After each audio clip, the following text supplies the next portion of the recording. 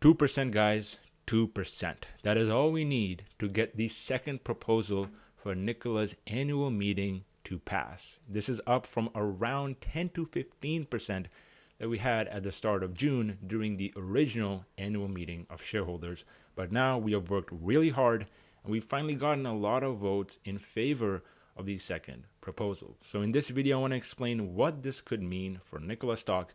I also want to explain why the stock recently just hit a 52-week low, even though this proposal is headed in the right direction. I also want to explain to you guys why this fear mongering around this being dilution and the company going bankrupt is completely idiotic, because a lot of people are out there saying that why would an EV growth company dilute shareholders by authorizing more shares? Well, it seems like some people just don't understand what's the difference between authorized shares and outstanding shares. And that is exactly what I want to discuss in this video, followed by some short interest data that I'm sure you guys are really going to enjoy if you're an investor in this stock. But as usual, guys, before we get into it, make sure to drop me a thumbs up and hit that subscribe button if you haven't already. We have a lot to get into in this video. So the first thing I want to explain is what is the difference between authorized and outstanding shares, and why is this not dilution about what Nikola is doing, raising the cap from 600 million to 800 million. Well, the reason why it's not dilution is because authorized shares are essentially the inventory that a company has to issue new shares to whoever wants to be an owner in the company. This isn't dilution because this isn't adding to the outstanding share count of the company. Outstanding shares are the ones that we own in the form of common stock and preferred stock. Nikola is not increasing this. They're simply increasing the inventory of shares that they can have issued as a corporation, which is obviously registered in Delaware, because down the road, investor demand for the stock and the company is going to increase. You can't just have the company sitting at 600 million shares outstanding and grow to multi-billion dollars in revenue. That's not going to happen. You have to kind of think of this as a Subway restaurant. The authorized shares are essentially the inventory they have of all the ingredients they need to build their sandwiches, whereas the outstanding share count is the inventory that's already out there, that's in the racks, that's being currently used to make those sandwiches for customers, right? If the demand for those sandwiches is very high and the supply in the back room for inventory is very low, then the company needs to go out there and get trucks to the store to increase the inventory. That is essentially what this authorized share count is. And the reason why this has to be done through an annual meeting is because this is the way it's always been done. But particularly it's been done in the private equity markets. And so when you have companies that are public, you need to have a massive shareholders meeting through a proxy vote to make sure that everybody who owns stock in the company gets an equal opportunity to take decision in the company's big picture decisions, or to give their opinion on the big picture decisions. And that is precisely why the shareholder meeting was adjourned, because Nikola shareholders have the right to vote, and Nikola cannot proceed if they do not vote. And that is essentially what this adjournment is allowing Nikola to do. It's allowing people more time to vote. So make sure you guys vote by the deadline on July 17th. This is very critical. Make sure you guys follow these rules right here.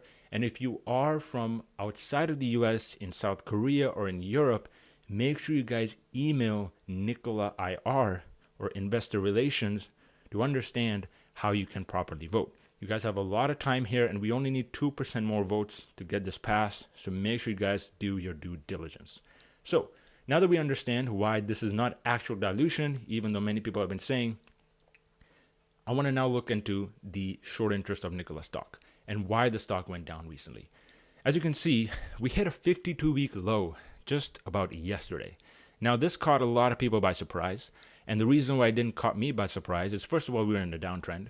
So naturally, the stock in the short term is going to go down. But the other reason why it didn't catch me by surprise is because of the fact that if you look at the market itself, particularly the IWM index, as you can see over the past 2 days specifically, we've collapsed from around that 178 level all the way down to 168. And this index is what defines the movement in something like Nikola, because Nikola is a small cap company. And for those that have been complaining about Nikola stock being in this never-ending decline, you just have to look at this chart for the past year.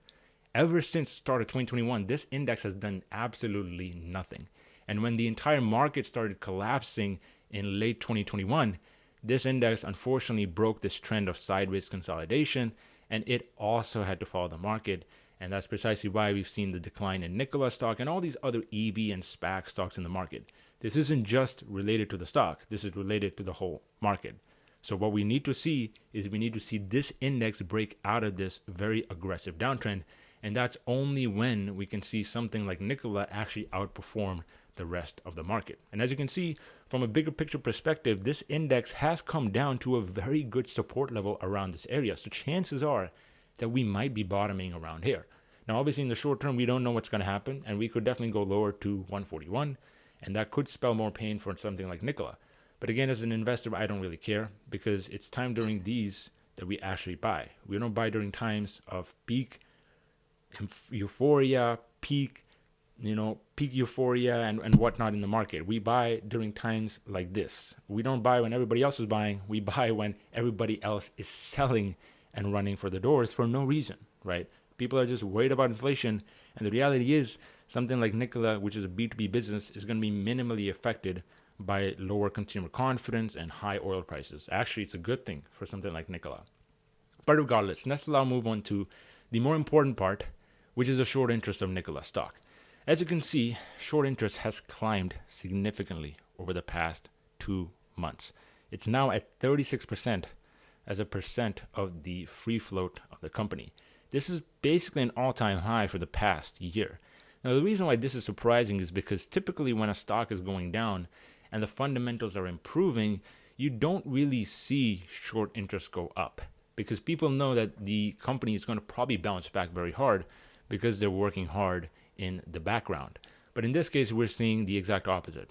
And potentially what this could spell is a very attractive investment opportunity going into 2023 and 2024. It essentially means that when Nikola starts realizing amazing revenue over the next couple of quarters and going into 2023, all the people that are shorting Nikola right now at 45% almost short interest are going to get squeezed. They're going to have to buy back their stock.